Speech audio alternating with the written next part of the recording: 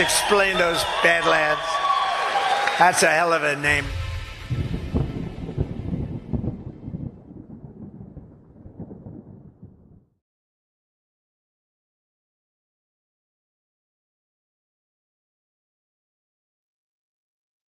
All right. Greetings to everyone watching today. Gordon will be joining me very, very shortly, but until then, I'm going to just hold the fort a little bit solo. He's just running a little bit late, but within 5 minutes, we'll be on. Welcome. We have a lot to go through today, though we won't have too much time to compress a lot of the details we will be hitting at. But obviously, I think what's on a lot of people's minds is the developments pertaining to Alaska. For one, I mean, obviously there's some major things happening in Washington, D.C. On the soft underbelly of Russia, we know that there are some different discussions around what exactly is going on regarding Armenia and Azerbaijan.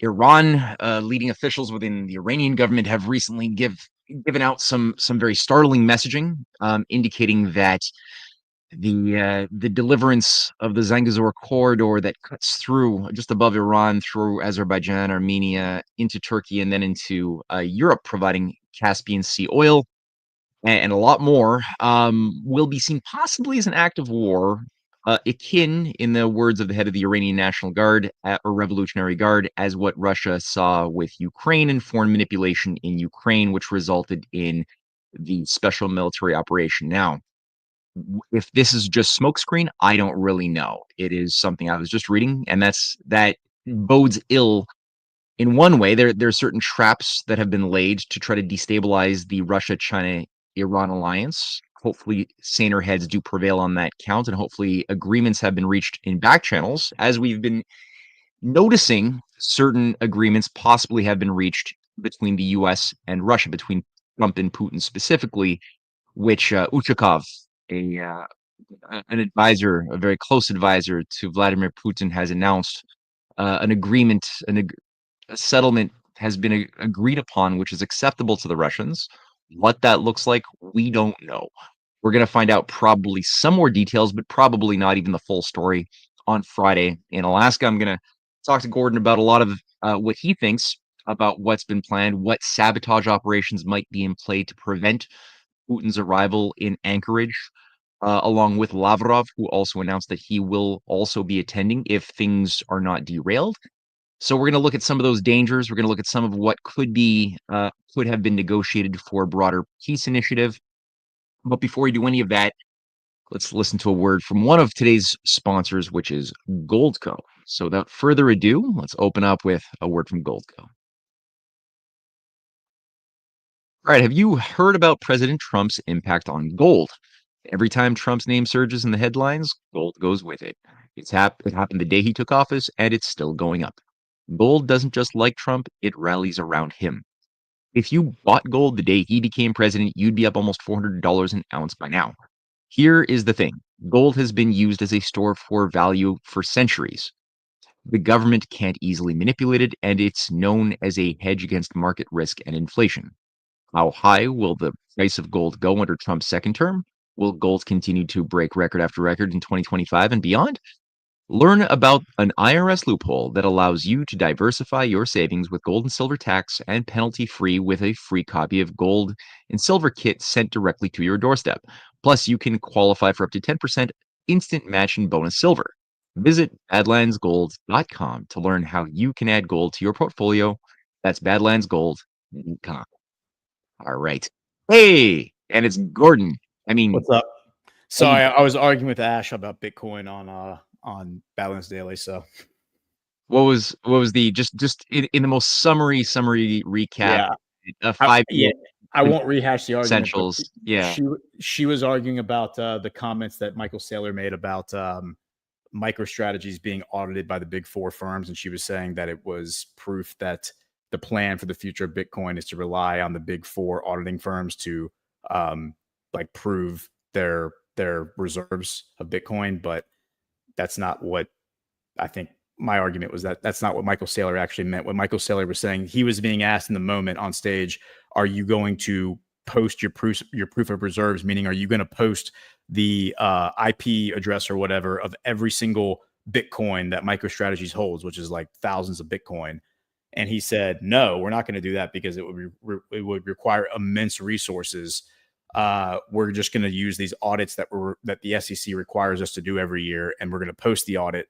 And then that, they're going to do an audit of our reserves. They're going to say, here's how many reserves they actually have. I'm going to sign it under penalty of perjury. If I lie, then I go to prison. And Ash was saying, well, isn't that just a continuation of the existing corrupt system that we have? And the answer is yes, it is under that premise. But as Saylor has pointed out, the point of MicroStrategy is not to become the future of finance. The point of MicroStrategy is to create a vehicle to recruit money from institutional investors who are not under current regulations allowed to buy and hold Bitcoin. So like the big hedge funds are not allowed to go out and buy Bitcoin and hold it. However, they can go buy stock in a company that goes out and buys and holds Bitcoin. So he was basically saying, and he said in the same sentence, if you aren't comfortable with that, if you aren't comfortable with the auditing system, I would encourage you not to invest in MicroStrategies. Just go buy Bitcoin, because I'm going to use the banks and I'm going to use the investment institutions to drive up the price of Bitcoin for the benefit of everybody holding Bitcoin. And I think he didn't say it in this moment, but I think the idea is that if Bitcoin does what Saylor and others have said it's going to do, which is to destroy the Federal Reserve and destroy the fiat dollar, and wash away Wall Street effectively, that also would effectively wash away MicroStrategies, his company, which is within the stock market. So, that's, again, it's not worth like rehashing the argument, but no, I hear you. It's just a difference of opinion of like, Yeah. what is the purpose of MicroStrategy? The purpose of MicroStrategy is a temporary vehicle to destroy Wall Street, because he's sucking away.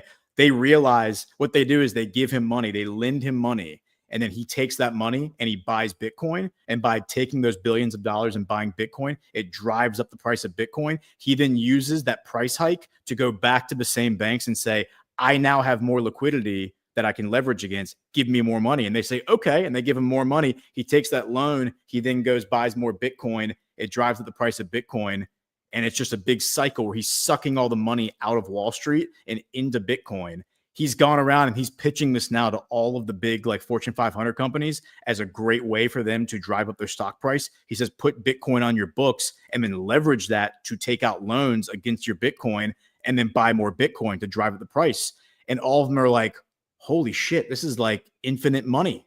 And he's like, yeah, it is infinite money. But it's also the way that you destroy the Federal Reserve, because the Federal Reserve will ultimately be overtaken by Bitcoin once it reaches a certain apex of its price. So are you of the view that Bitcoin is a finite thing, that there cannot? Because I mean, I know that there technically can't be more than whatever 25 million or something Bitcoin in circulation or in existence at any given time, but they can be infinitely divisible as well, and every single infinitely like divisible particle of the Bitcoin can also increase or decrease in value. Are you?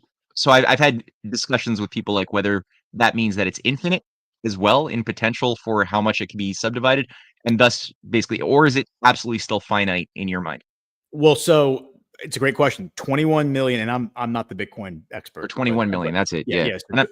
Clearly, I'm not either. Clearly, I'm also not in any way. 21 million Bitcoin. However, you said it like in circulation, not in circulation yet. I think it's going to be 100 years before all the Bitcoin is unlocked. And because you have, like, you probably heard of Bitcoin mining, they're like supercomputers that are basically solving math problems. And then as a reward for solving these math problems, they are incrementally given a small amount of Bitcoin. And that amount, as time goes on, like every 3 years, 5 years, whatever it is, that money cuts in half. So it was like years ago, you were getting 10, 12 Bitcoin after you solve a certain number of math equations. Then it went to 6. Then I think now it's at like 3. You get like, or maybe it's at like 1.5 now. I forget what it is. But again, 1.5 Bitcoin 2 years ago was like $30,000. Now 1.5 Bitcoin is $270,000. And soon, as the price goes up, it'll be $1 million. And as the price goes up, more people are going to be turning on these supercomputers to mine Bitcoin because it's going to be worth their time and investment. And so basically, as that Bitcoin is unlocked, it's then released into the market. So I think there's still, I don't know what the exact number is, but there's still a percentage. It's relatively small at this point, but there's still a few percentage of Bitcoin, of that 21 million, that hasn't been unlocked yet. And it's going to be like 100 years before it's actually unlocked because of all the computing power involved. But anyway, Approximately how much is in circulation now? I know we're just going out like this weird side yeah, I tangent, mean, but my guess we'll is get to it. yeah, my guess is it's probably like around 20 million. There's That's also what's there's in also circulation now. something like that. I mean, I don't know. Don't quote me on that. But Okay. my understanding is there's also this phenomenon because it's been around for like 15 years now or whatever, 18 years. There's a phenomenon happening now where people die and they have their Bitcoin on cold storage, like stored offline, and And no one can get it. they didn't give their password to anybody, and the Bitcoin's gone now, which causes Oh, yeah. it causes deflation for Bitcoin, Right. because now you've taken Bitcoin out of circulation forever. And Michael Right. Saylor, by the way, said that's his plan as well. His plan is basically he doesn't have any kids. His plan is basically to put his Bitcoin in cold storage and just die, and that's going to be like his gift to all the Bitcoiners is that when he dies and his Bitcoin is forever lost, it'll spike the price of Bitcoin. So because he's going to have a shitload of Bitcoin by that time. So it's like, again, like there's a lot of interesting elements here, but you're right. It's infinitely divisible. But think about this. If I have one Bitcoin right now, a year ago, that Bitcoin would have been worth whatever, $60,000, right? That same one Bitcoin, if I haven't bought any more or sold any in that past year, that Bitcoin today is worth $121,000, right? Now, each one of those Bitcoin is divisible by 1,000,000, and one millionth of a Bitcoin is called a Satoshi. So I can go out and buy $10 worth of Oh, so Bitcoin. there's a bottom limit. You can't get smaller than a Satoshi. Is that what you're In saying? Or maybe can in I the get like future a you can. sub Satoshi, like a As of right now, my understanding is as of right now, it's just Satoshis and Bitcoin. So it's like okay. cents and dollars, right? Like 1 Yeah. million Satoshi is a Bitcoin. Now, in the distant future, when one Bitcoin is potentially worth $100 billion, maybe one Satoshi is worth $1 million or whatever, then yeah, maybe it makes sense to subdivide it further. But at that And have like point, a billion sub Satoshis or yeah. yeah, But meaning at that micro point, Toshis. yeah, but at that point, Okay. if you have a billion, I mean, if you have a Bitcoin that's worth $1 billion Mm. and they subdivide it, you don't lose any money. It's not like your money No. becomes inflated. It's just that you have more of whatever this new denomination is. And so as of right now, people are still talking about this. This is the way G Money explains it, and I think in Burning Bright, I think it's a great way of explaining it. As of right now, Bitcoin is still measured in Bitcoin. Like you go out and you buy zero point 0.01 Bitcoin for however many dollars it costs. They're still calling it Bitcoin, right? Once they start only talking about it in terms of Satoshis, because Bitcoin becomes such a large metric, that's when it really becomes interesting because people are no longer talking about trading Bitcoin. They're talking about trading Satoshis. And at that point, it's really taken off. But I think at this point, we really are still dealing in Bitcoin because, you can go out and buy 0.1 Bitcoin for whatever, $12,000, which, is it's a large amount of money. But in terms of like an investment, like people who are, financial markets, $12,000 isn't that much money. Yeah. So it's very interesting. It's one of those things where, Yeah. many years ago, I thought it was a scam like everyone else. And the more I've become educated on it, and gone out and learned about it, I understand it a lot more now. And once you understand something, you stop fearing it. And the most appealing part of it is the fact that it's finite, that it cannot be, um, create, like there can be no new creation. And where Ash and I ended it was, pegging the like there's been talk about pegging the dollar to gold again, like returning to that system. Well, what about the fact that I've been tracking geopolitics now for 2 years, longer than that, but for this job, they're finding gold mines all over the place now. They're finding gold mines in Saudi Arabia. They're finding gold mines Well, in you can also Africa. make it like if we develop the fusion economy where we all of a sudden start harnessing the power of fusion, you could Yeah, start literally transmuting various elements on the periodic table in order to generate gold in alchemy. abundance. Yeah, Yeah. Like yeah. like a real scientific alchemy, like grounded in and that could like we're on the cusp of that. So Or that would mining completely like asteroids, or mining as asteroids. Like, as yeah, well, that'll inevitably happen, and that'll obviously affect price in a massive way, and so, yeah, it's a good reminder of, like, the relativity of value when it comes to, like, material things in the material world, that everything uranium didn't really have a value before the atomic age. The value of uranium was that it was a useful it came from pitch blende, this mixture of a variety of elements that would be found in certain like deposits, and they found that this thing that they later called uranium was useful for dyeing glass for like when you want like a yellow tinge in a glass in a church. So it had a certain amount of value, but really nothing comparable to the value that it took after we started developing civilian nuclear reactors, when we started developing an understanding of the geometry of the atom, and then that power all of a sudden completely changed our relationship to the entirety of the periodic table. And it also gave us a power that came with it of creating new elements, or at least bringing them in, that might have taken millions or billions of years for them to naturally occur on their own, like plutonium or the transuranics, which only emerged, after the atomic age because we could start working in that domain of plasmas.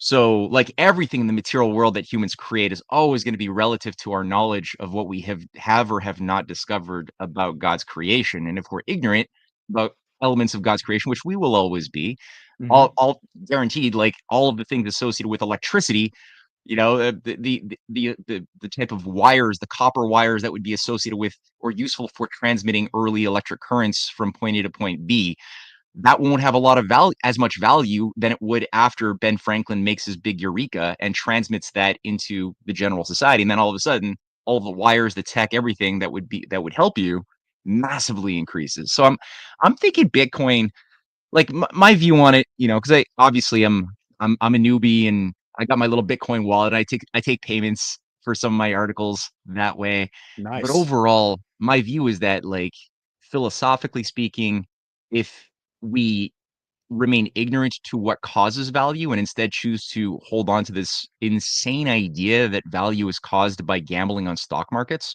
Yeah. or like some supply demand logic that is rooted in British speculative monetarism, it doesn't really matter. It'll still destroy us. And if we wake up and start associating value with something tied to benefiting human life, then Bitcoin can play a really positive role the way I see it currently.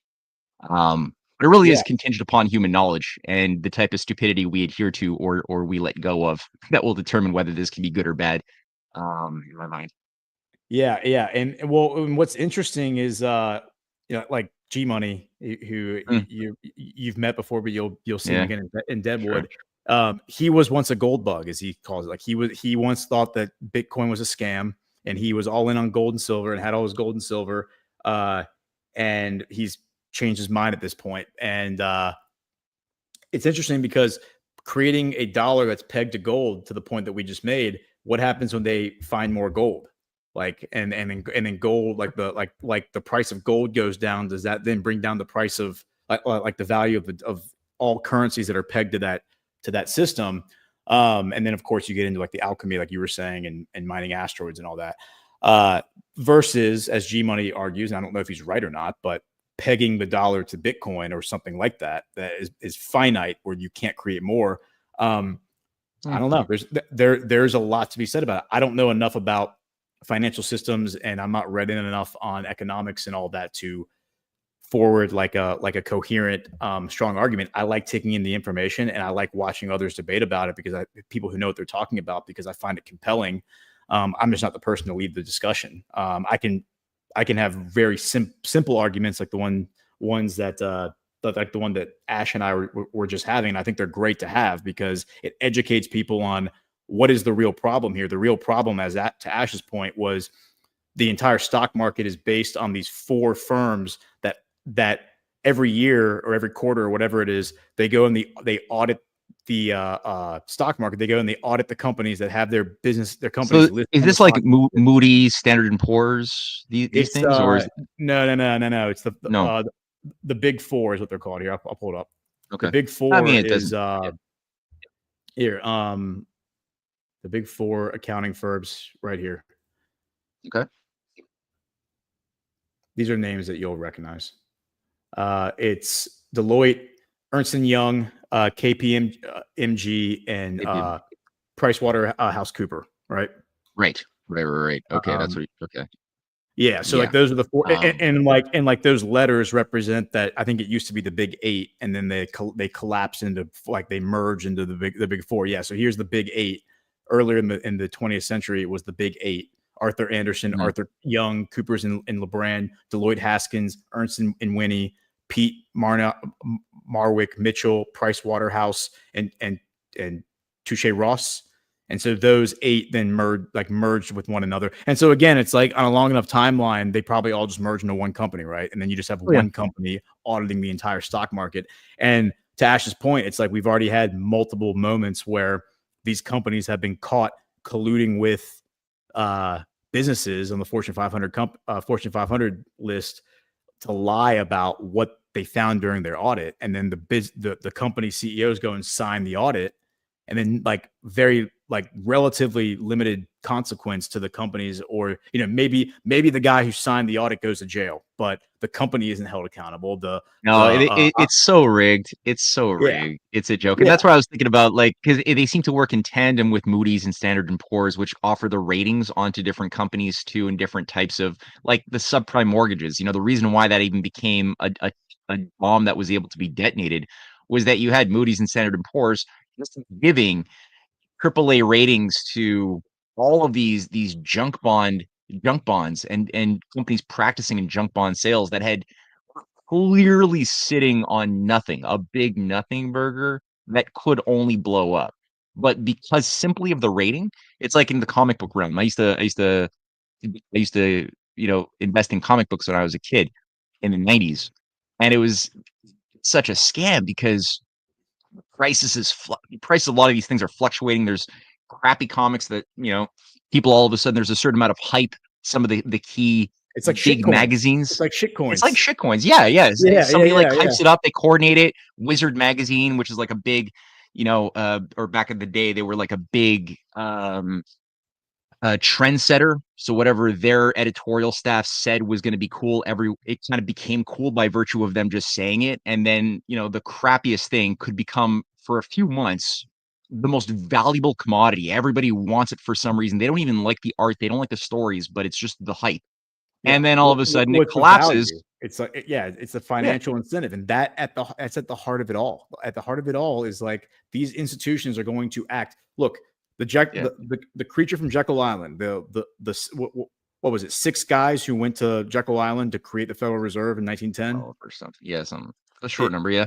Yeah, yeah, yeah. So the people who are descendant from like whether they are bloodline descendant or they're the spiritual descendant or whatever, corporate partners or whatever of those 6 guys are going to have a interest in preserving the system as it currently stands, preserving the Federal Reserve, preserving the fiat currency market that they can easily manipulate by pressing a button and printing more money, etc. However, like to the point that I just explained with Michael Saylor is going around educating all of these other institutions who may or may not have those same connections to those banks. They probably do to some extent, but they also are interested because they're greedy bastards in making money right now. And if they can find a loophole in the system, they're going to exploit it, just like with the big 4 accounting firms. If they can find a loophole to make money and get an edge up over their competition, they're going to exploit that. Well, here's a loophole that Michael Saylor found, which is you take out a loan from a bank, you go buy Bitcoin, you then put that on your books. The price goes up because you bought $1 billion worth of Bitcoin. You then take the increase, leverage it for more money, take out a bigger loan, and then buy more Bitcoin. And it's an infinite money loop. All right. And somebody in the chat said, isn't that that sounds like a Ponzi scheme? Yes. And Saylor's pretty open about that. He's like, it is a Ponzi scheme, but it's a Ponzi scheme that has a benefit to the populist movement of Bitcoin. Because I can go out right now and buy $1,000 worth of Bitcoin, $10 worth of Bitcoin, $1 worth of Bitcoin. And while Saylor's doing that with his company and other other Fortune 500 companies are now doing it as well, they are using institutional investor money to drive up the price of Bitcoin because they're greedy bastards who want to benefit from that. But my Bitcoin that's sitting in my cold storage wallet is also going up in value. So it's like the rising tide lifts all boats. Ultimately, at some point, people are going to shift away from this is where like Ash and I were kind of like bickering about this. They're going to shift away from the US dollar into something that is more beneficial, more of an advantage, because even though like their banks, like the Federal Reserve, who want to cling to that old system. At a certain point, there's going to be the incentive structure is going to invert, and everyone else outside of that small group of people that by the way are inside a very small group of financial, like the financial world, they're all going to move away from that. And here's an example of, like, I think this is a good place to start. Here's an article from RT. I was mentioning this to Ash. This is from July 28th. It says, forget Wall Street. Bitcoin's real test is happening right here. Young Kenyans in urban centers are rapidly embracing Bitcoin as a form of payment. Look at these pictures. This is a marketplace in Kenya, okay?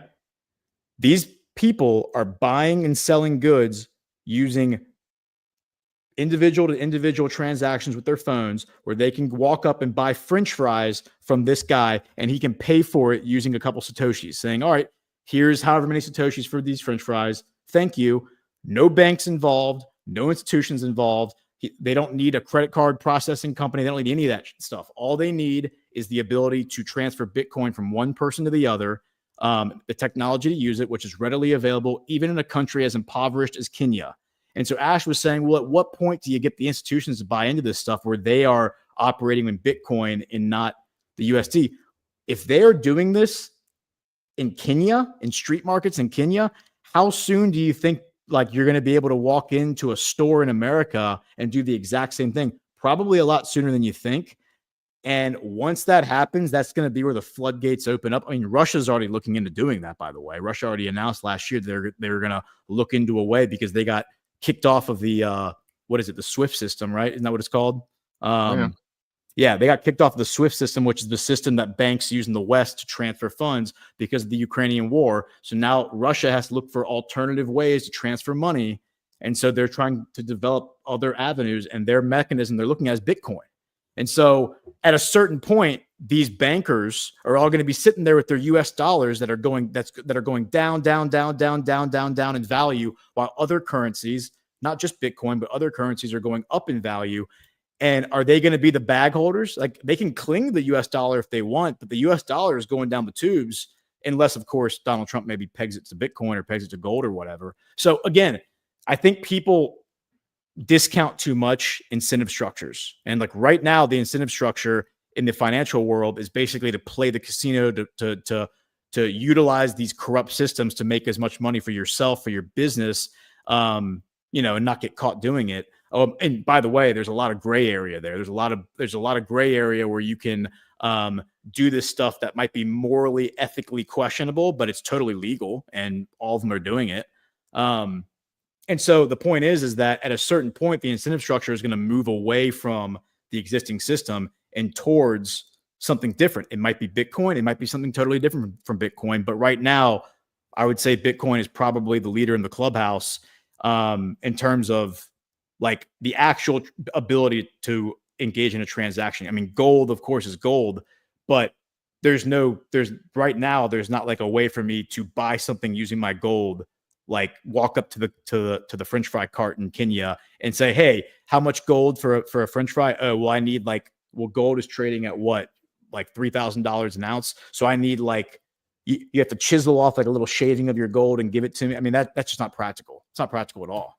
Sure. So you're going to have to come up with another denomination that represents gold, whether that's dollars or cents or coins or silver or whatever it is. You've now created the same system, the same problem that we have right now with the Federal Reserve. It's just on a much more tangible, safe in the immediate future than obviously just being totally fiat and totally, like money creation out of thin air. But on a long enough time scale, that gold is going to present another problem, because they're discovering more and more mines everywhere. We're going to start mining the asteroids. We're going to start doing the alchemy, all that stuff. And your gold bars are going to be worth a lot less when as more gold floods into the market, just like your dollars are worth a lot less when they turn on the money printers and print more money. So again, may not become a problem in our lifetime, but it's just something that we have to be aware of as we are exploring alternatives to the existing system. And we have to keep an open mind as to what the solution is. And do we want a solution that lasts for 20 years, or do we want a solution that lasts forever? Yeah, no, it's well said. And those are the important considerations for sure that we should all be thinking about because, the system we've been living in that we were born into is not long for this world. There will be a new system. It's just a question of, I guess, like what will be its operating procedure, like what will be the philosophy of value, who will it serve, the people or the sociopaths that broke the current system we were born into, that created that go nowhere time bomb system. So those are the battle lines. And of course, I think, me, I've cited this a few times, but I've been like a student of the thinking personally of the American system school of Henry C. Carey and Lincoln and Clay. So that's sort of what I've spent a lot of my time reading and researching, is how they were thinking in saner times before the U.S. became a basket case over the dead bodies of so many great leaders. And one of the invariants, whether it's reading the writings of Hamilton's report on the subject of manufacturers, or reading Henry Clay's addresses to the Congress, or reading Henry C. Carey, whose books I have behind me, is that they're all of this understanding that that we always have to focus on um, the physical reality underlying human health and happiness. And so there's certain physical parameters that are non-negotiable, that always have to both be defended, well, one, be created, defended, and then improved upon, no matter what.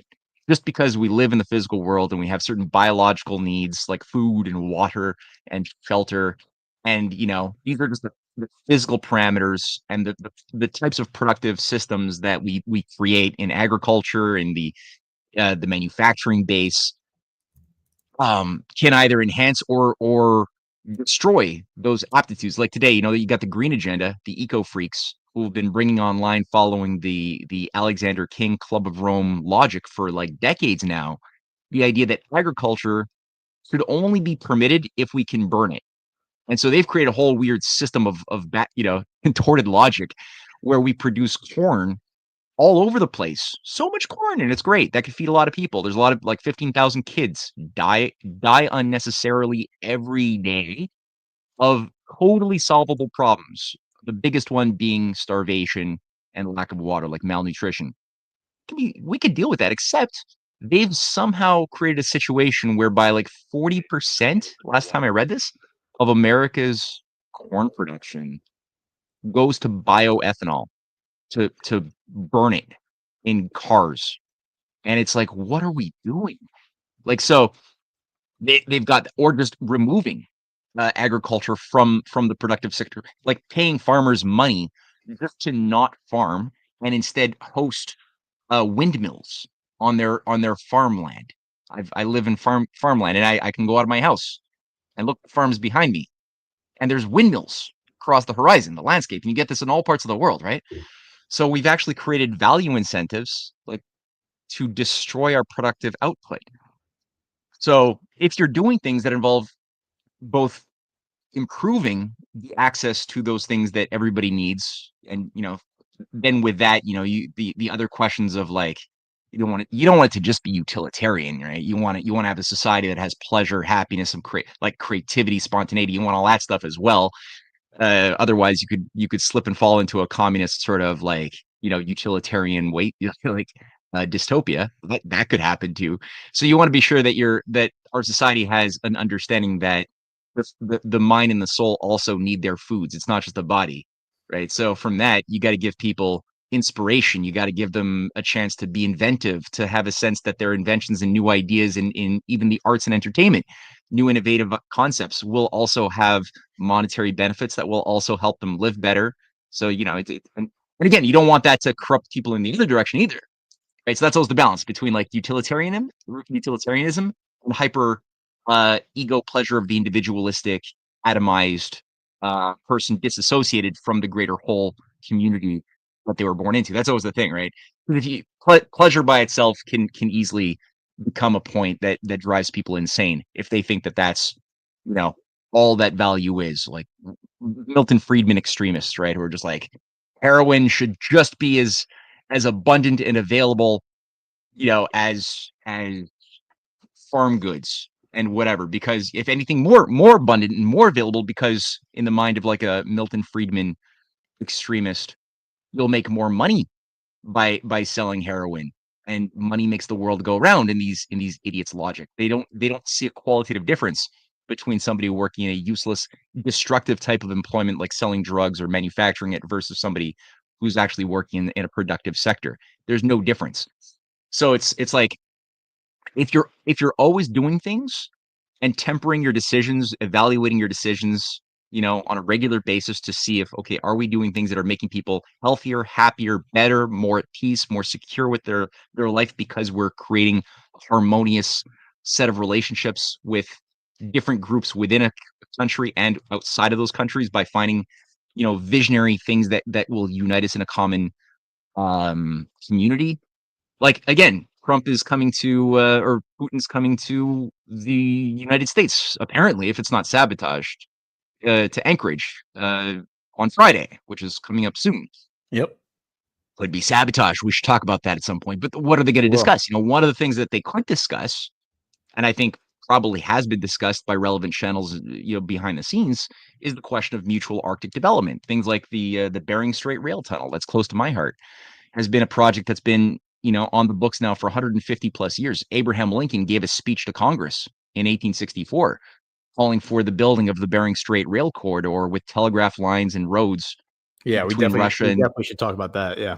yeah, like these are ideas. And so if you have Bitcoin or whatever is in circulation, whatever the money that we agree upon, the thing we call money, whatever that is, in circulation in a world that is building things like that, that's reducing the chance of World War III, that's bringing about a better brotherhood of and more jobs that are of high quality, great.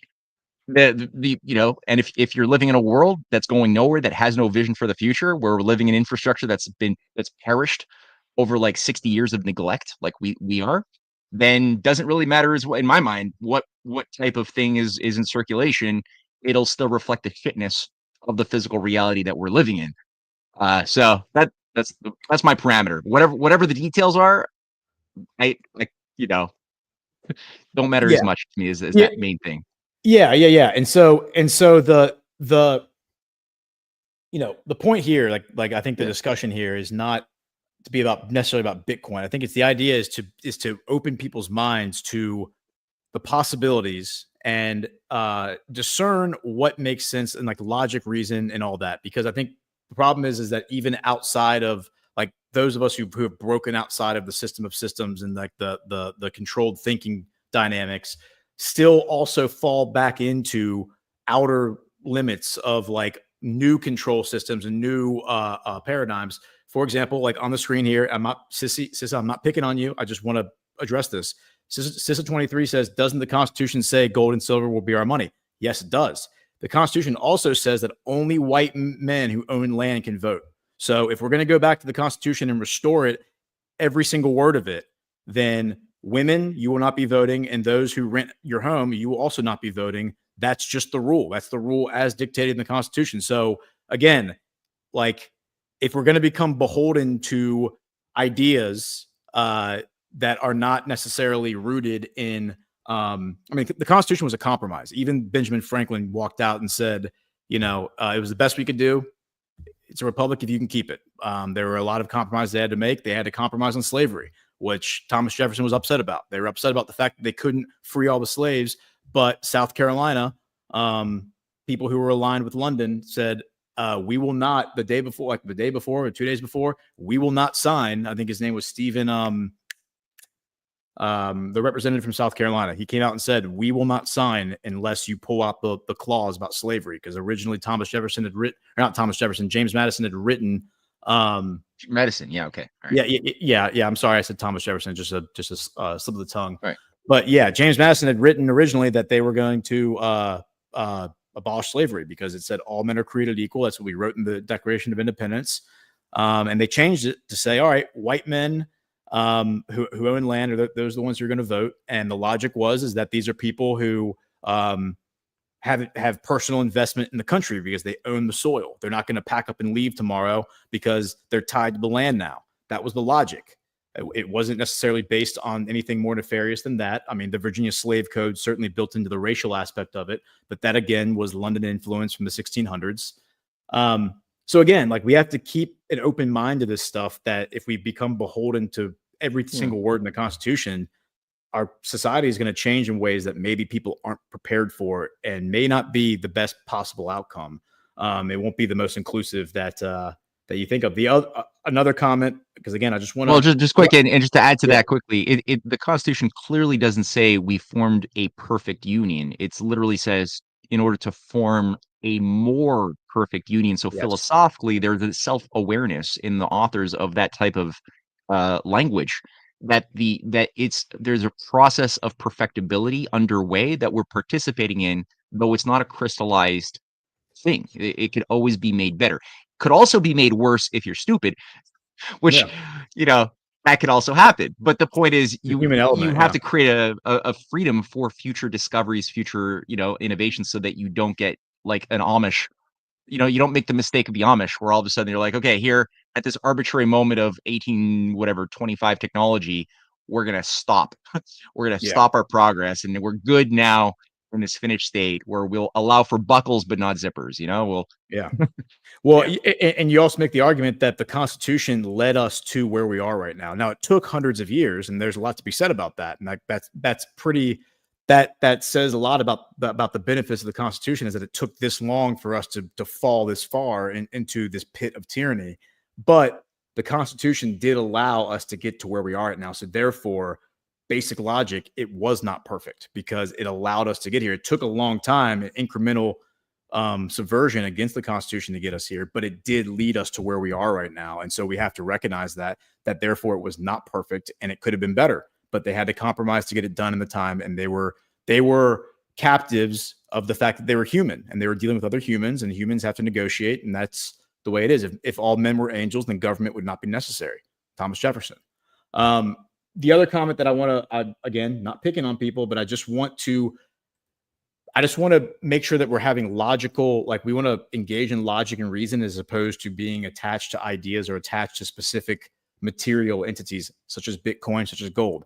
Here's Master C. Barber. So this may sound stupid, but if someone holds a gun to my head and threatens my life, they could have essentially forced me to give them all my Bitcoin by transfer with my phone. Where's the security? Absolutely right. I would also posit that I can have my bank account on my phone, right? I can go open a bank account, then get my app, and somebody could walk up to me with a gun and say, transfer all your US fiat dollars out of your bank account, wire it to this number right now. They can walk into your house where your gold is kept in your safe, hold a gun to your head and say, give me all the gold in your safe. It's the exact same thing. I mean, you're just talking about a different system. So again, like the security issue is not a flaw with the technology of Bitcoin. It's just human nature. Are you willing to stand up for yourself and defend yourself against somebody who wants to kill you and take your possessions? And again, that's a moment by moment, case by case situation. The answer for most people is yes, if I can. But if they take your family hostage and are threatening to kill your kids, you're probably going to give them your Bitcoin. You're probably going to give them your gold. You're probably going to give them all your assets to save your family. Most people would. But again, that's not a Bitcoin technology question or flaw. That is a flaw of humanity. Yeah, there's two choices right now at this juncture in our conversation, which is where to go, because part of me wants to keep on like pulling on this thread of the philosophy of Bitcoin pros and cons and all of that stuff. And then the other part of me wants to deal with, the question of the Arctic, what Trump and Putin are talking about, and all of these other geopolitical things. Let's go to Russia and Putin, because it's more okay. Like we can have the Bitcoin conversation anytime. And honestly, we should, like, you and like, I would love to moderate a conversation between you and either Chris Paul or G Money, or maybe both.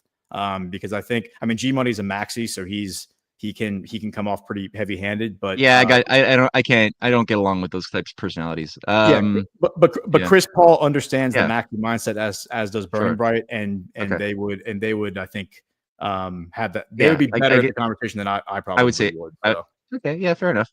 Yeah. Well, okay, cool. So look, on that point, as I briefly alluded to, and then I noticed that you would put out a little bit of a warning, because there is some messaging happening right now.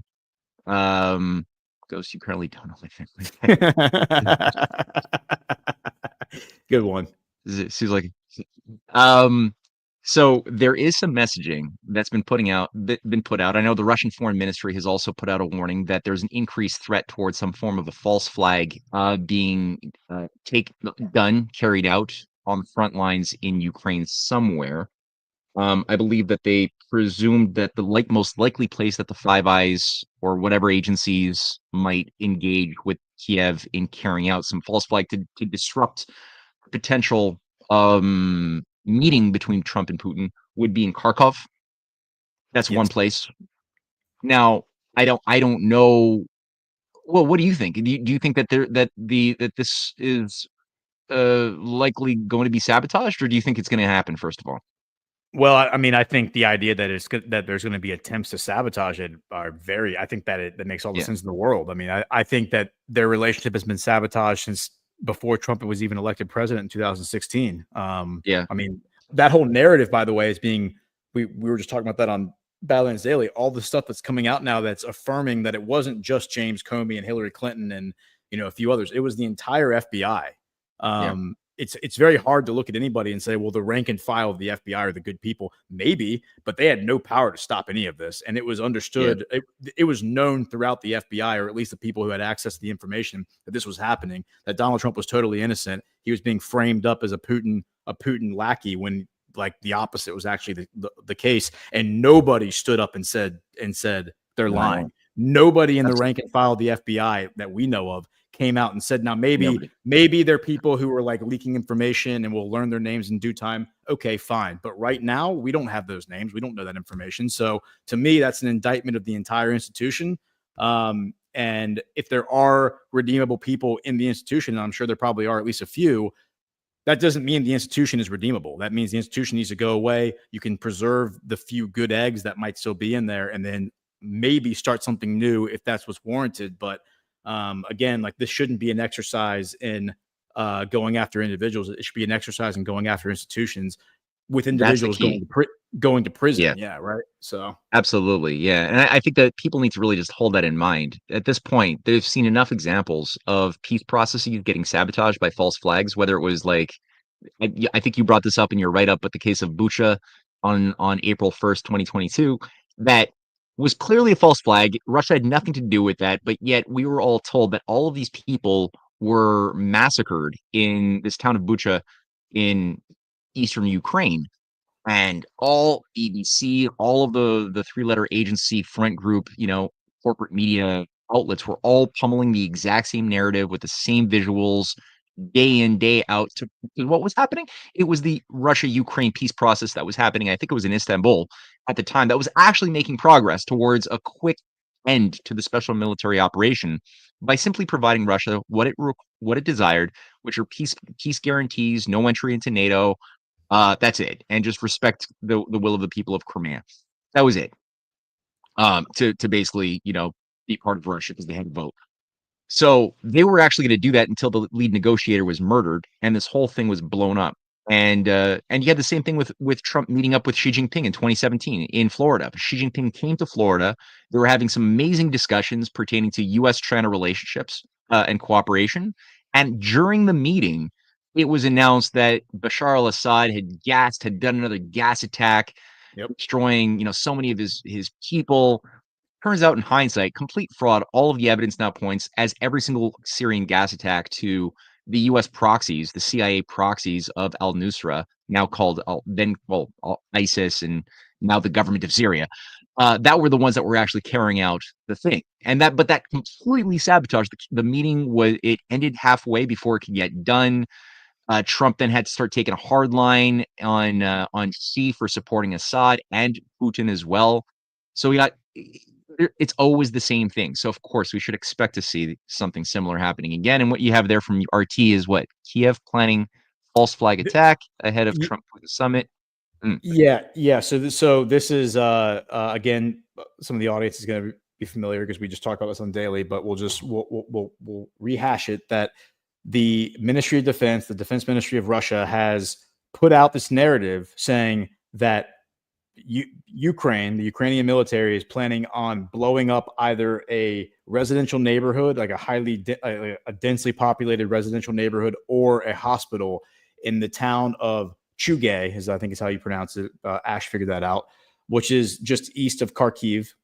And to that extent, they've already brought in a group of foreign. This is what they're saying. To this end, on Monday, August 11th, a group of foreign media journalists were transported by the SBU to the city of Chugayev in the Kharkov region under the cover story of preparing a series of reports about residents of the city and the frontline zone. So they're traveling there, saying we're going there to report about the front lines and see how are people living their day-to-day life.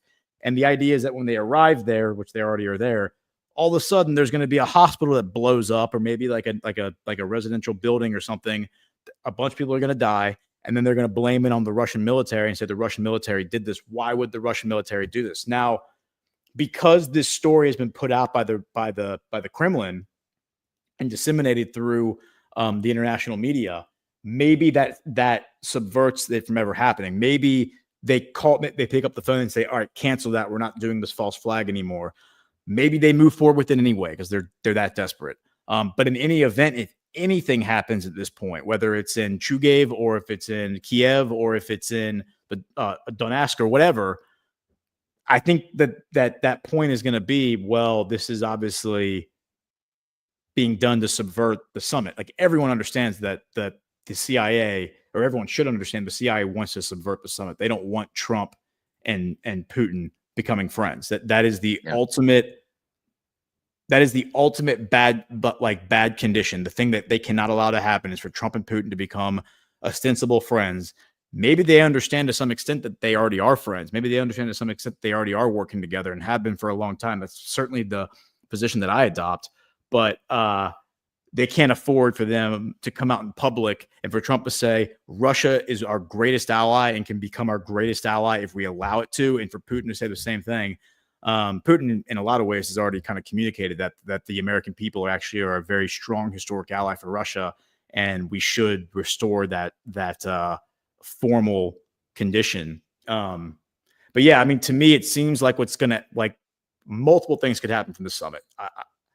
One possibility is that because I think Trump and Putin are working together, we've seen the rhetoric and narrative used to advance the idea of like an escalation in hostility, where Trump is moving, nuclear submarines into position around Russia, and then Medvedev comes out and says, "All right, well, maybe we'll nuke some cities ourselves." He's been saying that for a while, by the way. And heightened tension, the appearance of maybe a nuclear war on the horizon. That's a possibility. I also see the possibility that maybe this becomes a trend towards like Trump and Putin are friends. Russia isn't that bad. Like maybe we're moving down that path. The timing of this is very interesting. It's August 15th. They're going to have the meeting. September 3rd, you have the UN General Assembly meeting in New York. So you're going to have, I would expect maybe Putin comes to that, maybe he doesn't. Maybe it's just representatives. But you can have the opportunity then for Russian delegates to get together with American delegates and hash out some more issues, bilateral meetings. You then also have the 80th anniversary victory parade for World War II in Beijing happening. I think it's September 10th or maybe September 8th. It's a week after the. I think it's I thought it was the 8th, but I could be wrong. Yeah. It might be the 8th. Putin is going to be there in Beijing, but it's that Saturday, like whatever. That's the 8th. And didn't Trump even allude to the fact that he might even go to China for that, or was that? He did make some allusion to that, right? Yeah, well, and that's the interesting part. What he said was, because he was asked about it, because Russia was asked, "Are you going to meet with Trump when you're there?" And because Trump's invited, I mean, America's invited. We were part of the winning team of World War II, right? And Russia said, "Yeah, well, I mean, if we're there and Trump's there," I think Dmitry Peskov said, "Yeah, I mean, if we're there and they're there, I mean, it makes all the sense. And they want to meet, like, yeah, we're all for meeting. Like, why wouldn't we want to meet with President Trump and hash out our differences? What a great opportunity." Trump was asked the same question. This is weeks ago.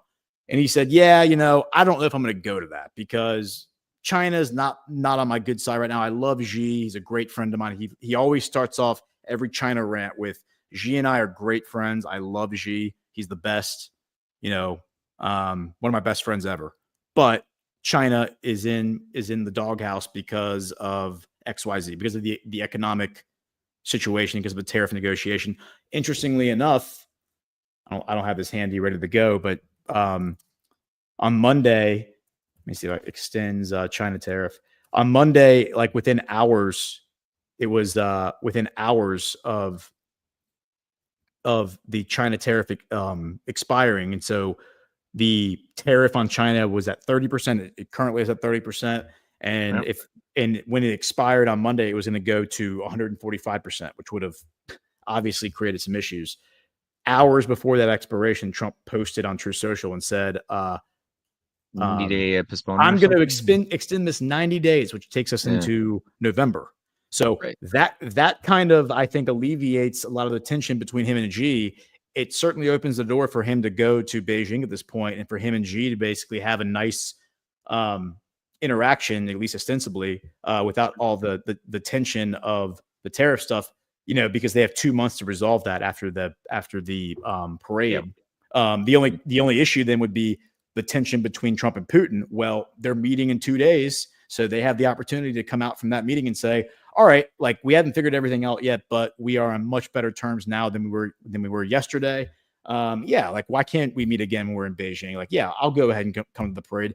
I personally think that given Trump's relationship with Xi and the respect that he's shown Xi and the respect that Xi has shown Trump, it would be an insult and disrespectful for Trump not to go to Beijing and attend the parade. I think it would make a lot of sense for him to go as like an act of good faith and like diplomacy toward the effort of like a negotiated tariff situation with China. I think dragging out the tariff situation with China is disrupting the transnational corporations who can't plan long term for their operations. Like, do we keep our manufacturing in China? Do we move it out of China? Can we move back in? Because are we getting 145% tariff or are we not? Right. So, Yeah. I mean, the safe move is just to pull out of China right now, go ahead and decouple. But, these greedy bastards are going to go back and start enslaving those poor Chinese people if they have the opportunity to do it. So why not sit back and wait and see what happens? Well, Trump dragging this thing out indefinitely certainly makes that time is money for them, right? Yeah, no, it's good points all around there. Yeah.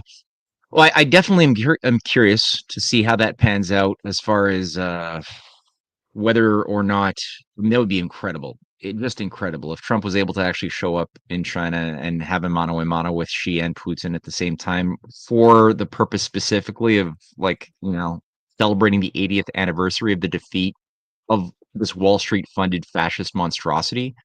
That has so much both symbolic value, but also very practicable value behind it as well. Of course, the good scenario here would be that coming out of this Alaska summit, there's more of an agreement that the U.S. has to work with the already very vibrant growth orientation of the civilizational states of Eurasia, of the BRICS, and cooperate on the basis of these things. Like, I was just thinking about here. I'm going to just share a little screen here.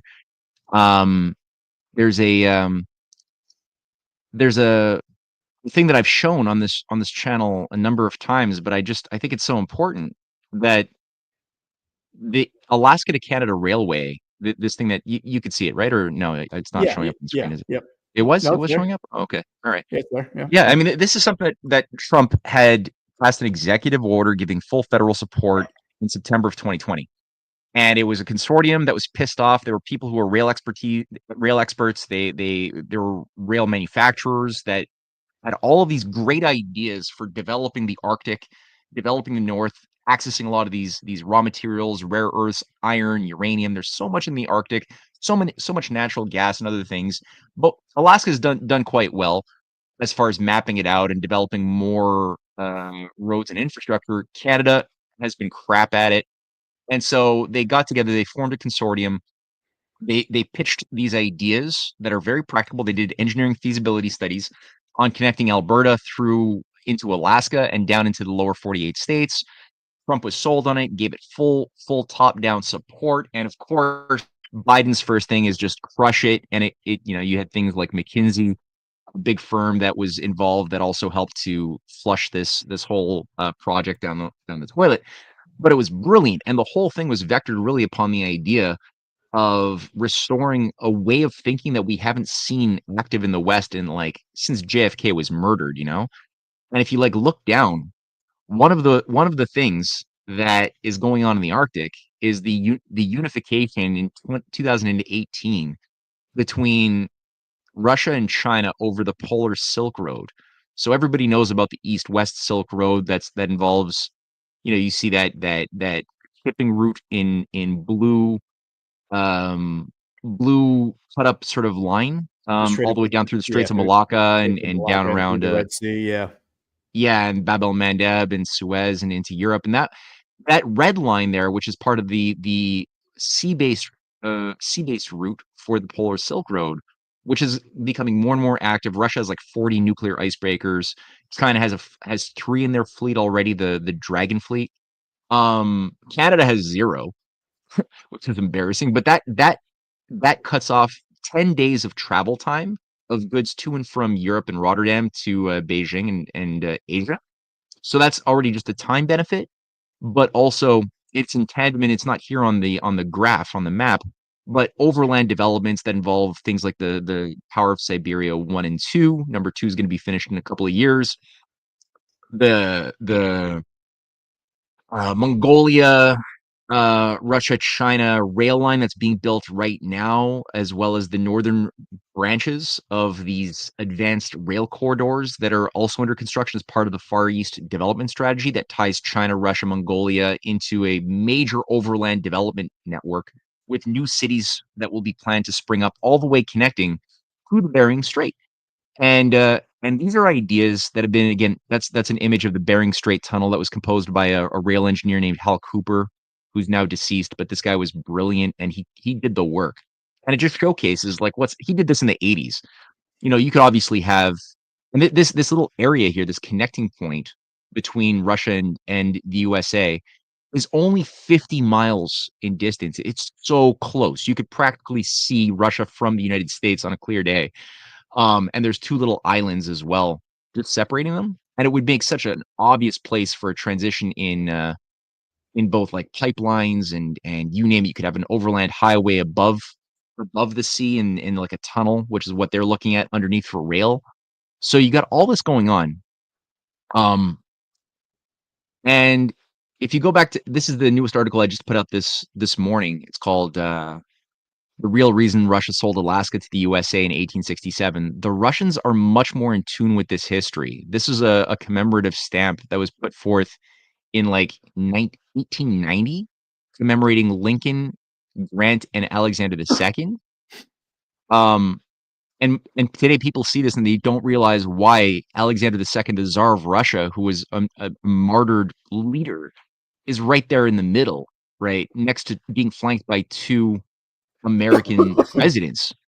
And it's only when you look at this history that you could see like why in the center of Russia, in Russia today, in downtown Moscow, this statue sits with Lincoln and Tsar Alexander II hands.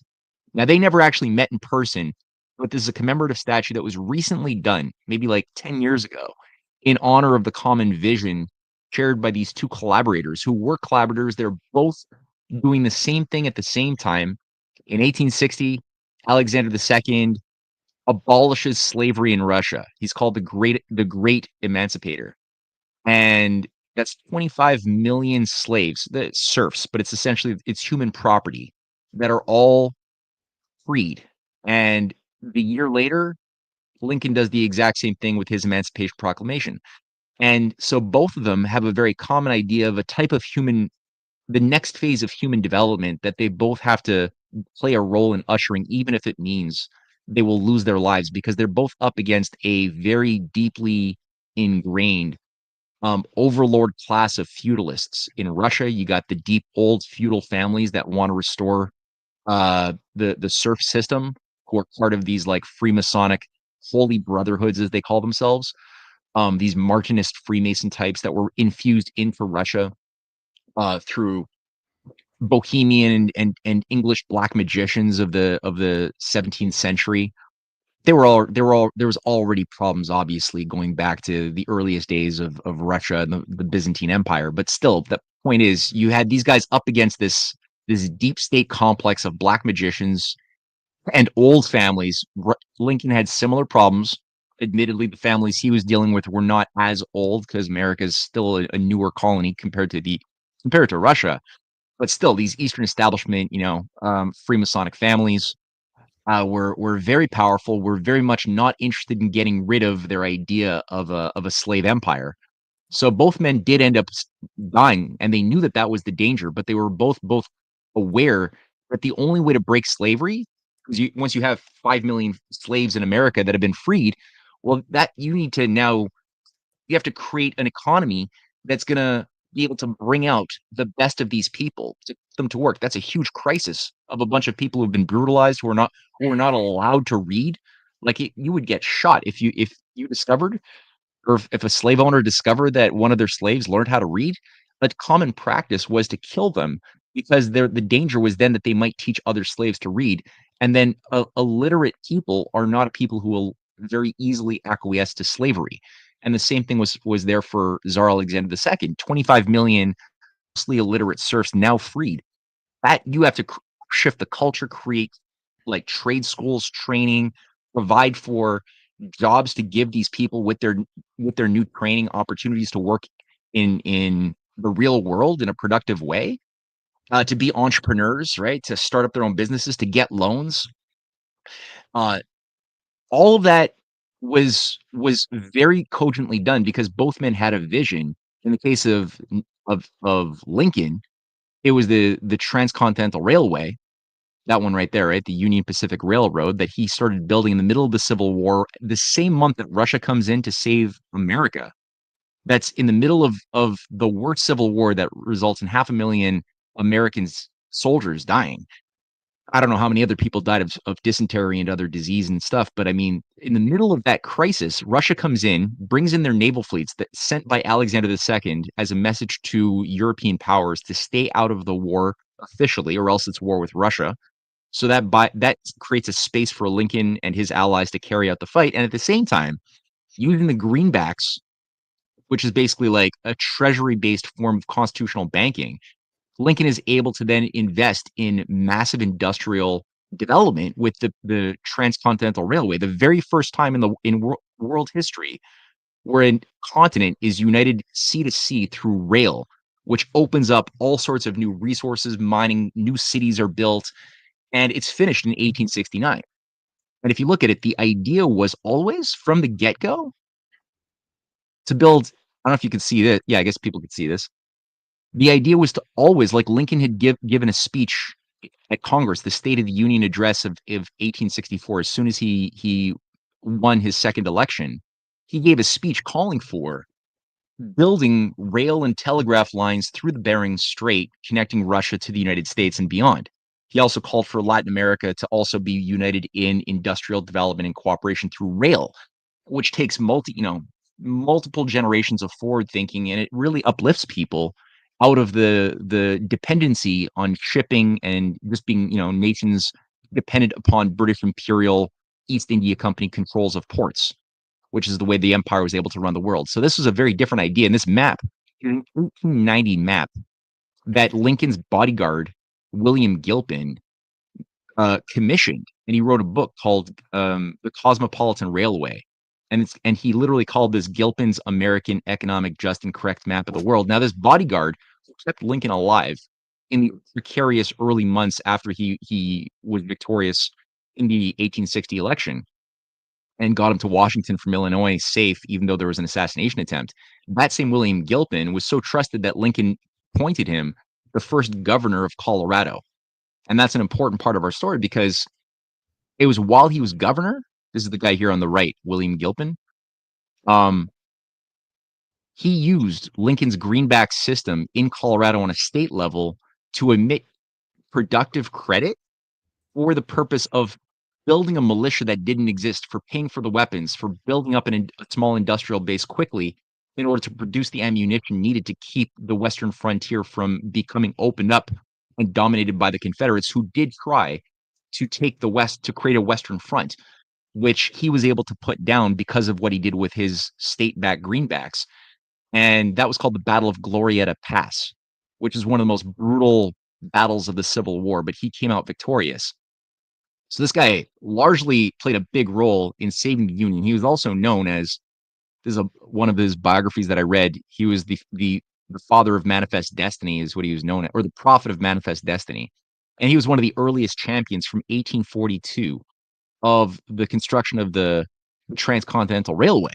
So before anybody else was talking about it, this guy was on board, already organizing conferences all over the US around the vision of creating an east-west connection with rail. And he said in his book that in Asia, a civilization resting on a basis of remote antiquity has had indeed a long pause, but certain civilization, although hitherto hermetically sealed up from European influence, has continued to exist. The ancient Asiatic colossus, in a certain sense, needed only to be awakened to new life, and European culture finds a basis there on which it can build future reforms. So he had this vision of getting the US and China to work together with Russia, and the Bering Strait was the key to making all of this work. And this guy even was able to get allies in Russia around Nicholas II, the Tsar who came in after Alexander III had died, probably of poisoning in 1896. And Nicholas II, slightly stupider, but still not a bad guy, is being advised by the networks of these Lincoln admiring Russians who bring in American engineers in 1902 to 1906 to do feasibility studies on the Bering Strait. And in 1906, the New York Times reports on March 27th, 1906. And I got this quote directly from the New York Times archive, where it said that the Tsar of Russia has issued an order authorizing the American syndicate represented by this Baron Loic de Loibel, who's a French guy, to begin work on the Trans-Siberian Alaskan Railroad project. The plan is to build a railroad from Siberia to Alaska by bridge and tunneling the Bering Strait. It's said that the enterprise will be capitalized at from $250 to $300 million, and that the money centers of Russia, France, and the United States will be asked to take bonds. Keep in mind, England was not invited to be a part of this for good reason. So this is like a long time coming, and obviously we know what happened, unfortunately, to the case of Gar Nicholas. And we know what happened to Lincoln. We know what happened to McKinley, who was also moving in that direction. McKinley had huge networks with Nicholas's main advisor, Count Sergei Witte, who was the foreign minister and the guy who oversaw the building of the Trans-Siberian Railway as the transport minister from 1890 to 1898 in Russia. That's when the Trans-Siberian Railway began in Russia. Witte brought in American engineers who oversaw the building of the Trans-Siberian Railway, which was completed in 1905. And even when you go eat today to these Russian archival websites, they take pride in the fact that the trains that moved across Russia, the first generation trains on the Trans-Siberian, were Philadelphia locomotives. They were made in Baldwin locomotives, made in Philadelphia, sent to Russia to be what would, and the idea was always to not have that just end in Russia's east in Vladivostok. It was always to have it connect down into China, which it did, and then to connect north through the Bering Strait into the newly sold Alaska, because why did Russia sell Alaska? The idea was that they sold it, and they knew that England was going to take control of it if they didn't move fast. And in 1867, that's when the sale happened. The Russian ambassador Edward de Stokel goes up at Seward's house. Seward's sleeping. It's like 11 a.m. and he's like, "Hey, we're ready. We're ready. We'll do this tomorrow morning. But we just got the agreement from Tsar Alexander II. We'll sell it to you. $7 million. It's yours." And it was Russian territory, right? And the famous story goes that Seward said, "Well, why are we going to wait for tomorrow morning when we can do it right now?" And they forced the State Department to open up. They go in, they sign the treaty, they sell Alaska, and it becomes what Seward describes. He was the Secretary of State under Lincoln. He stayed Secretary of State. He survived his own assassination attempt the night that Lincoln was killed. Right, like 20 stab wounds the night Lincoln was killed. Seward got 20 stab wounds in his body and went back to work. So tough guy. But he described it in his autobiography as the greatest success of his life. Not being a part of like saving the Union and all these things. Like he had a lot of successes, but this thing he said was the greatest success was the sale of Alaska that was done in total secrecy. Nobody knew until it was announced. Even the British were caught off guard. His enemies in Wall Street were caught off guard. Nobody knew. until all of a sudden it was announced, and it's like, okay, we're doing it. So at that point, it was a race over like who's going to control Canada, right? This is the thing. It was like May 30th, 1867. Well, holy shit. Now at this point, you got British Columbia that wants to get on board. I'm going to go through a lot of this stuff at the conference, by the way, on the Manifest Destiny thing. So this is good practice.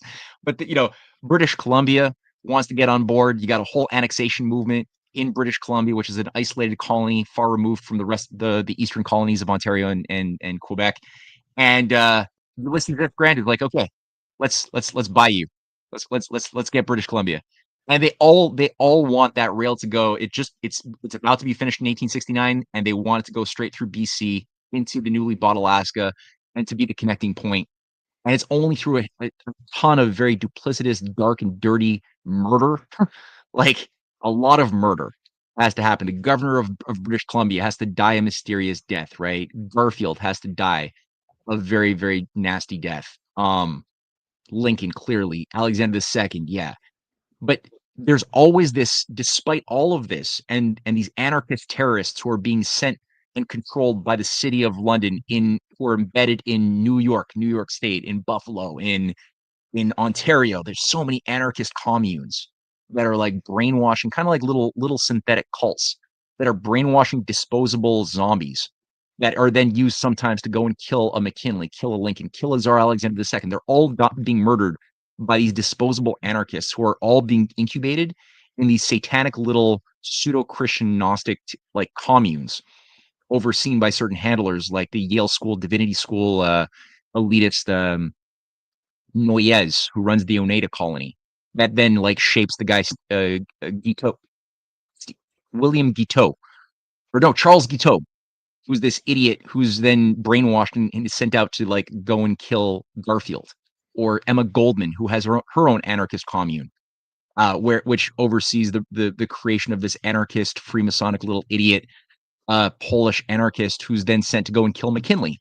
Or the same thing happens with the Russian communes overseen by the same nexus that's tied to people like Palmerston that goes and launches the bomb that kills Alexander II. And there's a number of leaders across Europe and France and Germany and in Italy who all get murdered in the same way at the same time in order to create a vacuum of leadership so that only idiots remain in positions of political decision making that are stupid enough to go and fall for traps that nobody should fall for, resulting in things like the Bolshevik Revolution, World War I, World War II. And it's just like wave after wave of pummeling that the oligarchy is launching onto the nations of the world, hoping to just like break them from this memory, the strategic orientation that they had in the 19th century and earlier towards like a more perfect union of nations working together in a harmonious fashion. They want to break that memory. So, the way I see it, like we lost a lot of time. I know you had like a small reawakening when FDR came to power, and Henry Wallace, his vice president, opened up a back channel with Stalin and with Foreign Minister Molotov, and they basically created a plan to build a highway through the Bering Strait once World War II was finished. And they gave speeches. There's a booklet called Soviet it's called the Soviet Asia Mission that Henry Wallace wrote, and in it he goes in depth. I've cited from this book. It's hundreds of dollars online. It's almost impossible to find now, but it's really inspiring. And it goes through the plans he had negotiated with Foreign Minister Molotov for the opening up of the Arctic as the new frontier for human development, with the Bering Strait as the key driver for a communion of a new type of civilization that transcends oligarchy and transcends empire. Which unfortunately, again, didn't really last long because Roosevelt died. Bombs were dropped on Hiroshima and Nagasaki. Wallace was completely fired, ousted, labeled a red commie. All of his allies who understood this strategic thinking were all labeled Stalin lover commies and destroyed. Their careers were annihilated. They were like, some of them were assassinated, like Harry Dexter White. Others just simply were crushed through slander, and all of the enemies of America took power under Truman, this 33rd degree Freemason who then oversees quickly the creation of the state of Israel, right? The unnecessary dropping of bombs onto a defeated Japan that had already said we're ready to surrender we give up. Just please let us surrender with a little bit of dignity. Let the emperor, like, you know, be treated okay, and we're good. We're done. And their calls for surrender were ignored as they were annihilated. And maybe it wasn't nuclear bombs, maybe it was napalm. Could have been. Point is, they were annihilated as a ritual mass sacrifice under Truman and this new Anglo-American special relationship that ensured that Russia would never be cooperated with, ever again. That was the new Manichaean enemies of America, was Russia and China, the nations that fought the most that stopped the Wall Street Hitler monster from winning, where those nations that sacrificed the most, fought the most, became the biggest enemies all of a sudden in the minds of kids and Americans and Europeans that had to be now, like, you know, we had to learn how to be conditioned to be afraid of nuclear holocaust every day by these godless, evil, commie bastards every day as a brainwashing for 50 years or 60 years of Cold War. And I think that's a lot of like psychological damage that was done generationally that we still haven't recovered from, which is why I think a lot of people, even now, still fall prey to a lot of the Cold War propaganda using the same formulas and scare tactics that were used by, Mockingbird's CIA media mouthpieces in the 50s and the 60s about, evil, godless commies want to kill us and destroy our freedoms. The same language was used to get us to go and acquiesce to, evil Muslims want to destroy our freedom, and so we should acquiesce to bomb them first, which is like the more civilized thing, I suppose. Which resulted in millions of dead innocent people in the Middle East.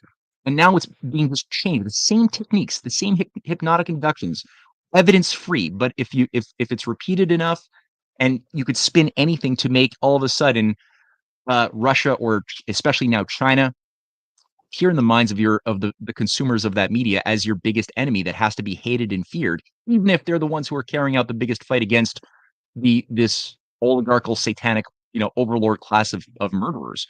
They've done a great job so far, and so they want to work with us. I think Trump, his instincts are to also work with them, and I think with that type of combination of patriots and power, we can actually do a lot to purge, because it can't just be a fight inside the United States. It can't just be a fight in China or just in Russia. It has to be it's a global fight, right? So yeah, I really do hope. I really, really do hope that that what comes out of this discussion in Russia, or in Alaska, former Russia, is something which does reflect a reactivation of these historical forces. And again, what I saw Trump do in 2020 by giving an executive order to the Alaska to Canada Railway, that for me was a big one. I hope something similar can be done again. But I don't know, man. I mean, that's my view on the Arctic strategy right now. I don't know if you have anything to add to that, or if you wanted to vector towards something a little bit more Zionist freakish, or anything on the other part of the world that you want to look at. No, well, the interesting, I was reading yesterday into this, and it appeared that Nicholas was trying to do this bridge that you like some sort of a bridge or a tunnel across the Bering Strait, but it was actually the 1905 revolution that prevented that. Like because of the fallout from the 1905 revolution. For those who aren't familiar with the 1905 revolution, it's what Vladimir Lenin called the dress rehearsal for the 1917 revolution. It was a revolution led by a guy named Chernov, but also Lenin and Trotsky. Basically a failed revolution, but it did result in like the creation of the Duma, the Russian legislature, and basically set the stage for the 1917 revolution, because it was led by all the same people: the socialists, the communists, the subversive actors from the outer rim of the Russian Empire, Finland, Central Asia, and what we would describe as Ukraine. It was the Pale of Settlement at the time, but it was Minsk, like Belarus, modern day Belarus, leaders from Ukraine. Yeah, and I mean, it's just amazing to me that they called the Romanovs these horrible dictators. Why didn't Nicholas II round these people up and execute them all after this revolution? That's what. Yeah, Yeah, it's exactly. Like if he was such a tyrant, why didn't he round all these people up and execute them? They were just walking around free after a failed revolution against his government. Although, you know what, one thing that's interesting, and I know we have to wrap it up. I totally forgot that there's a deadline for today's show. But one thing that's interesting here is that those same, I was mentioning that you have these feudal overlord classes in Russia, these old Russian, like black nobility families. A lot of them were bringing in the Theosophist cult through the Freemasonic or the Martinist Freemasonic networks, including some of the people who were doing some of the most damage were leading advisors to Nicholas II and his wife, who were introducing into Russia first such things like the Protocols of Zion, the Protocols of the Lost Elders of Zion uh, pamphlets, proving to the Tsar that there was this Jewish conspiracy and that all of his problems, these anarchist communes, all of these problems of the Bolsheviks were all done by the Jews. And so he became much more paranoid and much more inclined to clamp down on the Jews. And so what he started doing is he reactivated the Jewish pogroms inside of Russia, which was brutal. And there were like sanctioned Christian like gangs that would go out and were reading these pamphlets that were mass circulating in Russia, becoming convinced and organized to go and slaughter Jews. And there was like lynch mobs, kind of like you saw with the Confederate South, attacking black people under the KKK of Albert Pike, whose statue has just been revived, by the way, which is weird. Last week, I don't know if you heard this, KKK founder Albert Pike statue was set back into place in the center of Washington, D.C., which is messed up. That's a side note. But like the KKK was carrying out like ritual mass killings, lynch mobs of newly freed blacks, right? That went on for a while. Same thing was happening in Russia, except it was against the Jews. They didn't have black people so much. So that was part of the grander plan by these same because the Theosophists, when you actually read Blavatsky, you read the writings of a lot of these key figures who were writing the forged documents to paint the Jews as the ultimate villains of the world. They all hate Jews. They're all anti-Semitic. They actually hate the Jews, but they want the Jews for a ritual sacrifice. So they wanted to get rid of the Jewish problem by figuring out a way to make things so hostile in Russia, so hostile in Europe, which was done pretty well through these things, this propaganda, that the Jews would want to leave, that they wouldn't want to stay there because they were so afraid for their security and they were so like, treated like shit.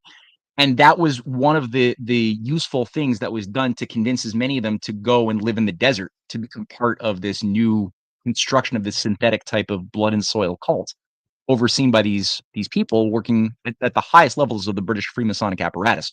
So that's just a side note that is tied to what we're living in right now. But there was a little bit of vindication there, because I mean the Bolshevik Revolution was definitely like a Jewish revolution, but they were just all atheists. But I mean, it's like they did kind of become like a self-fulfilling prophecy, because they did rise up and butcher. Like, that's the way it works. Everybody in Moscow, right? Yeah. Well, that's the way it works, right? So they created this synthetic movement of anarchist atheists that were like organized and incubated by high priests who just see these people as useful, disposable pawns. But they create the problem, and then the problem has like, you're like, oh, look, it's justified. But there's this higher game going on that people don't pay enough attention to, and then they fall into the traps being laid for them left and right. The Jews fall into their own traps by acquiescing to adapting to this like new ideology of Zionism, and then, or just anarchistic, whatever the hell that is. And then the people who freak out about them and act in an overbearing way in a reaction on the opposite direction also get, they get their faces blown up, because it's a bomb that you're hitting that's gonna backfire. So, and then the oligarchy, which thinks long term, they're laughing at us. They're laughing the whole way through. So all that to say, I forgot that there was some ads that I have to read before we close it out. So maybe we can do is I'll read the ad, or I'll play the ad, because they're already produced ads. There's 3 of them. Okay. And while that's happening, you could just scan through, see if there's any worthwhile comments to read, and we'll just get that done. So first one here that I forgot is Rise. Here it is. Howdy, Badlanders. Looking for something new to grab from your friends at Badlands Media and Rise Attire? Summertime is here. We got you covered. All new tank tops for men and women, featuring new iterations of the Devolution design in black, red, white, and even blue and green digital camo. Sick. We got them for Psy War and Clown World too. How about these bad boys? Psywar, Clown World, and Devolution beach towels to help you spark up a conversation with your new best friend or future spouse at the pool. And by popular demand, we've got all new athletic women's leggings that'll have you red-pilling all the ladies in your Pilates class, whether they like it or not. Too bad. This is Badlands, baby, and we're strapped. Get some and support the new media parallel economy as much as fucking possible at badlandsmedia.tv/rise. Okay, that's a hilarious script. Okay, and then the other. Are you there, Gordon? Yeah, you're there. Okay, cool. Yeah. All right, Yeah. We're having a bad storm right now, so my internet might go out. We are too, actually. It's pretty bad. All right, the next one is a GERT advertisement. So let me just run that one.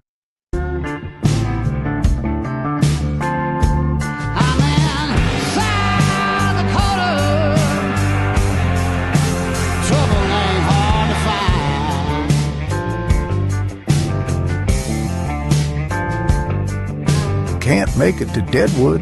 No problem. Join us virtually for the 9th stop on the Badlands Great American Restoration Tour. Streaming live August 15th through 17th from legendary Deadwood, South Dakota. Experience GART from anywhere with our exclusive virtual live stream ticket. Your pass unlocks front row access to lively discussions and the premiere of Codex 9/11.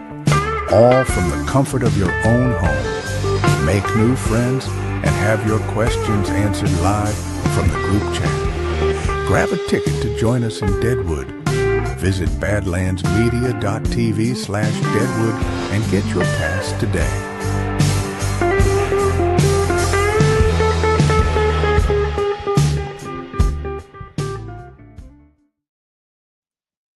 All right, that was cool. And now for the final and last 35-second, most interesting, odd, and ambiguous ad that I've ever seen. It's something called soft disclosure. So let me just run that.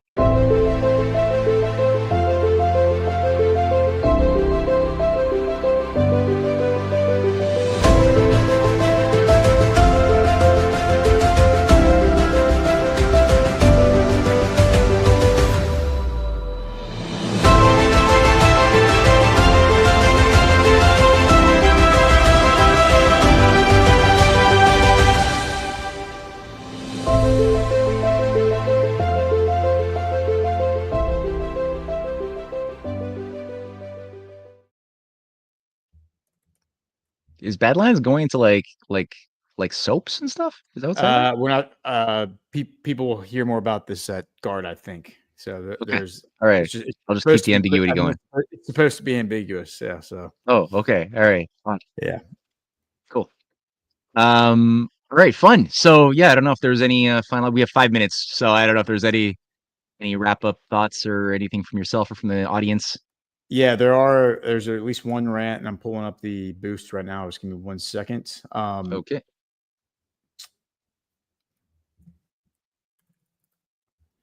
All right. Looks like no boosts, but we do have a rant, and the rant's from Ashley D, and it says, "It's the boomers that are holding us back with their issues on Russia and Israel." Yeah, I mean, I don't engage like in the identity politics of like blanket characterization. Though I do understand what you're saying. There is a obviously like with conditioning, and conditioning is often a generational thing. So certain generations are going to be more susceptible or prone to believe certain things than others, just depending on what psyops they lived through and narratives they lived through their life. But yes, you're right that people who were born in the mid 20th century and grew up with the advent of television are certainly going to view Russia with more hostility and view Israel more favorably than people of my generation who were born in the 80s and have grown up over the past 30 or 40 years. Though I would say our audience at Badlands tends to skew more towards boomer generation than millennial, which is my generation.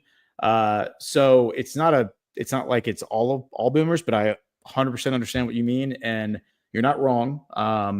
But they do seem to be waking up, hopefully. And that's obviously, I think that you're definitely going to have a very different set of a different zeitgeist once the boomer generation, I think, has passed, like in the future, like 20 years from now, I think American politics is going to look very different than it looks right now. Like there's the support for Zionism is going to be non-existent. I think that might happen far sooner than that, just given the trajectory of the narrative right now. But if nothing were to change and we just maintained the status quo, I think naturally the support for Zionism is going to fade away, just because the younger generations just aren't into it. Absolutely. They're definitely not doing themselves any favors right now for their long-term secure existence. And I tend to think, and also boomerism, the way I see it is not really a generational or time thing. It's more of a state of mind. When I think of that, you could be a 20-year-old boomer. I've met them. And you could be like somebody in their 60s or 70s who's not a boomer. I that's how I see boomer now, as more of a state of mind. That's well said. That's well said. Yeah, because I agree. I mean, there are people I know who are my age who are total boomers, like in the derogatory sense, like they're total boomers. But and then obviously, like we'll be at GART for the next several days, and I will meet plenty of people who are my parents' age who are base as hell. So it's just more of an individual thing. But appreciate the support, Ashley. Thank you all for being here. Hit the thumbs up. We will be back next week, and I will see you, Matt, tomorrow. Tomorrow? Oh, tomorrow! I'm going to be in the plane. I'm landing tomorrow. We'll see tomorrow. Okay. Yeah, looking forward to it. Yeah. Bye. See ya. Yeah, man. Ciao. See ya. Thank you so much for joining us, and don't forget to hit the thumbs up on this video. And a special thank you to all of our advertising partners. Please remember to shift your dollars to support those businesses that support Badlands Media.